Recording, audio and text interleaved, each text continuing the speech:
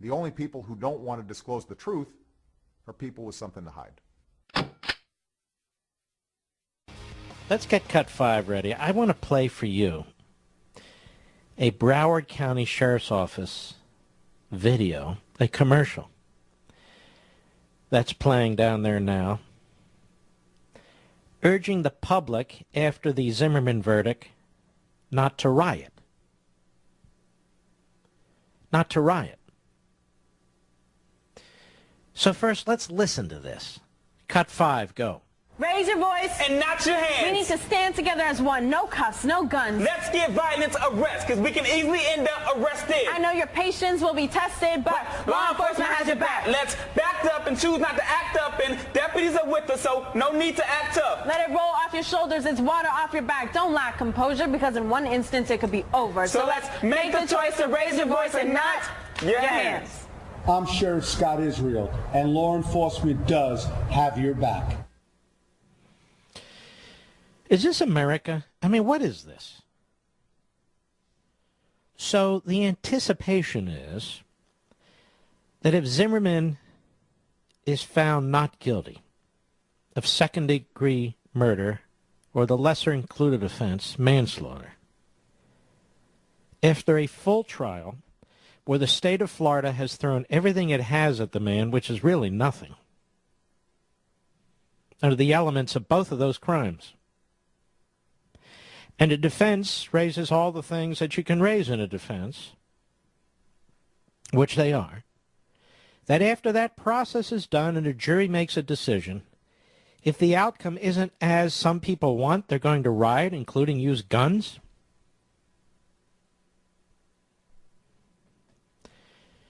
Now, I'm going to tell you something.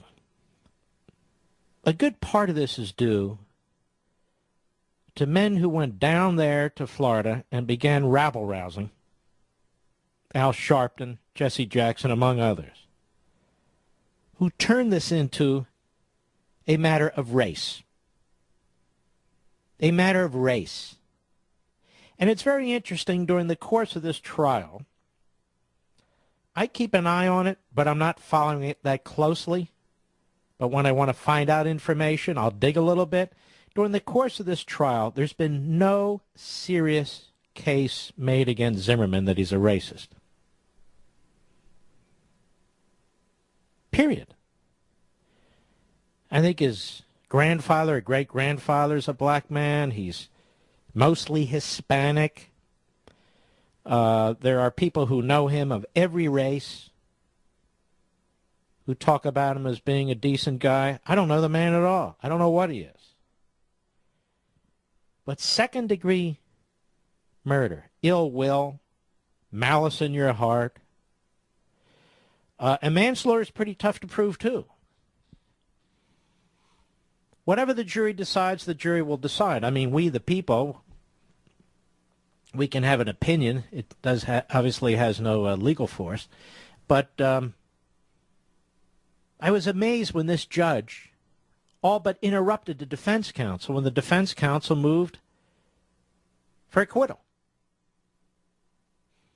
And she stepped all over him and said no. But you want to know why? Because she has no guts. That's why.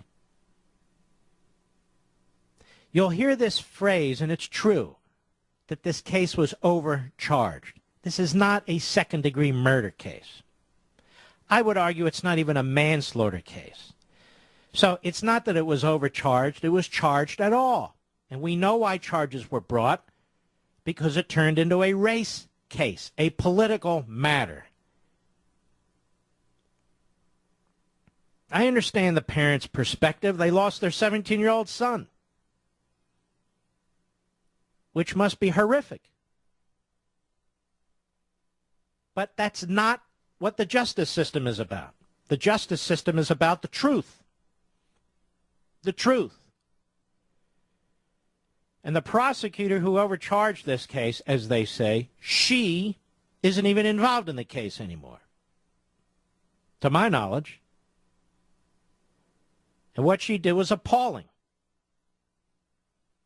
There's more testimony today from a real serious forensic medical doctor, expert.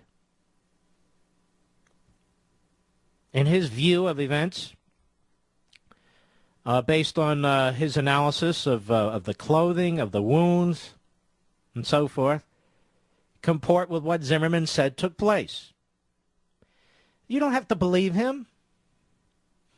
It's not up to the defense to prove innocence. It's up to the state to prove guilt beyond a reasonable doubt. Is there any doubt that there's a reasonable doubt? I also hear these slip and fall ambulance chases all over television, going on and on. Well, he pursued him, that is Zimmerman following Martin, and other arguments. You know, and look at the wounds on the face and in the back of the head. Even defense is arguing because they have to address these things. You do understand, folks, that you are allowed in most states to defend yourself without having your head banged against the concrete ground or your nose broken. If somebody's lunging at you and you think they may do grievous bodily harm to you, you have a right to defend yourself. If they're lunging at a family member, you have a right to defend yourself. In many states, if they break into your home, that's enough. You don't have to be beaten to 2 seconds before your death, as if you can somehow measure that while it's happening in order to defend yourself. One other thing. No, you're not required to go back to your truck or your car. You're not required to leave a public area or a private area in order to avoid having your face beaten in.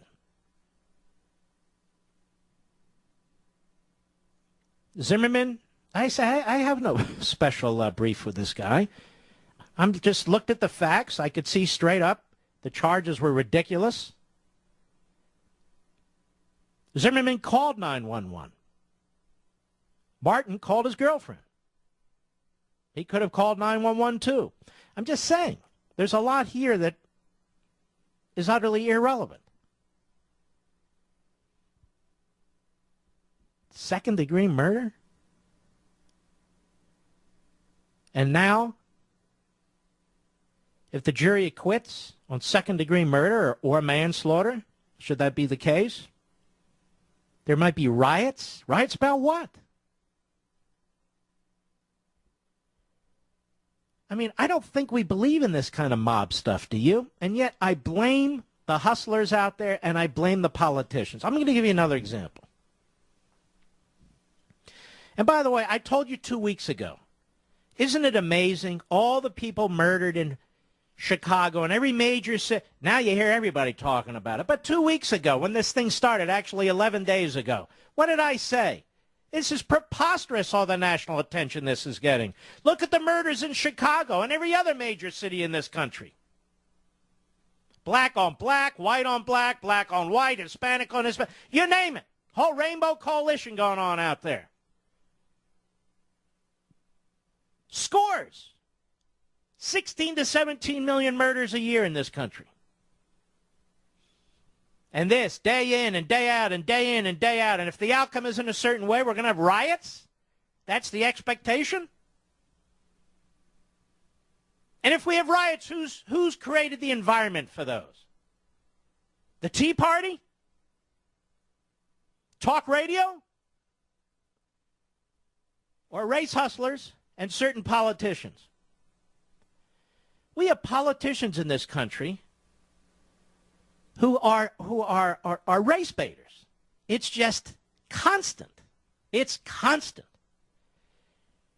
And as I said 11 days ago, and I'll say it again today, it is amazing to me. Most of the people sneaking over our border to come in this country illegally are not white people from Sweden. They're minorities. Most people coming into this country illegally are Hispanics. Many people coming into this country legally are Hispanics, and among others, Asian, from Asia, from Africa, from the third world. If the nation is so racist, if the white people, this is the way people are talking. It's like the 1950s here. If the white people are so are so horrible, putting it to the minorities in this country. Why are people coming into this country by the tens of millions in violation of our laws? I want you to hear this. This is Eleanor Holmes Norton, the delegate from the District of Columbia. I just want you to hear how people talk. It's so outrageous to me. It's so disgusting. Hat tip CNS News, cut 3, go.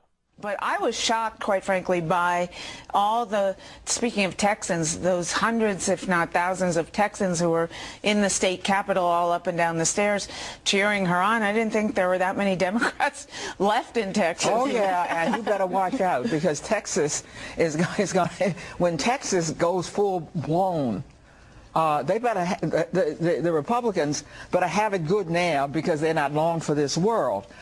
Meaning what? Meaning that the growth of the Hispanic population is going to mean the end of this section, this southern section white party of old men, and they know it. It was an odd. See, this is who talks like this? Democrat officials, senior officials. This southern section white party of old men, they know it? Is every Republican an old white man? It's absurd on its face. It's provocative. It's racist. It disgusts me. So nothing has changed from 11 days ago when I mentioned this first and said the media focus on this is all to promote an image of America as a racist nation. 11 days ago, I pointed out that the media focus on this is outrageous, given all the people who are being murdered in our inner cities, particularly Chicago, particularly black people in Chicago, with nary a word. And here we have this one case, significant to the people involved, no question about it. But in the scheme of things, folks, this is absurd. And then we have disgusting politicians like this Eleanor Holmes Norton, the southern section white party of old men. You know, the truth is, if it were left to most people in this country, without intervention from the media, without intervention from the race hustlers, without intervention from these politicians, a lot of this wouldn't be going on. We get along pretty damn well as a people, considering the diverse backgrounds, the different religions, the different belief systems when it comes to this issue or that issue. We Americans get along pretty damn well, and we're pretty damn tolerant. But it does not serve the purposes of the statists and the masterminds and the people who seek to rule over us, to have us living in peace and tranquility with tolerance and respect for each other. It does not serve their purposes. They want us at each other's throats. They want us always anxious, always standing on our toes, always looking for the next slight, always defending the next victim. This is outrageous. We the people are better than these politicians and these race hustlers, and we're better than the media. The only people who don't want to disclose the truth are people with something to hide.